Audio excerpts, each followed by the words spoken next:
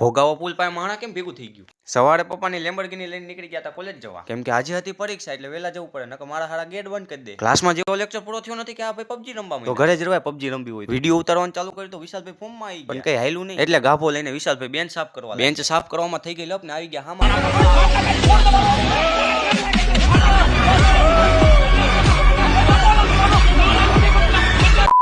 આ ભાઈ તારા સાથે શું કરે? યોગેશભાઈ ને તો ઘરે જવાનું બહુ ઉતાવળ લાગે. એટલે ઘરે નહીં જાય, ઓફિસમાં હોયો જઈશ.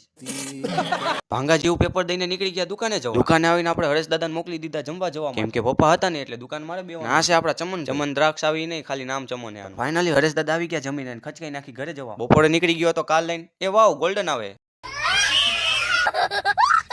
અહીંયા તો ભોગાવાના પુલે કેમ એટલું બધું માણા ભેગું? પછી ખબર પડી કે બે છોકરી એક્ટિવા લઈને પડી. હજી મને પાકી ખબર નથી, આવા સમાચાર મળ્યા. તમને ખબર હોય તો કમેન્ટ કરી. ના ભાઈને તો કેવા જલસા, ઉઠીને તરત સાયકલ લઈને હાલતા થઈ ગયા. હજી સુધી સુનગર વાળા જોતા હોય તો ફોલો ના કર્યું તો કરી નાખજો, બીજા બધા કરી નાખજો, ના નથી પાડી.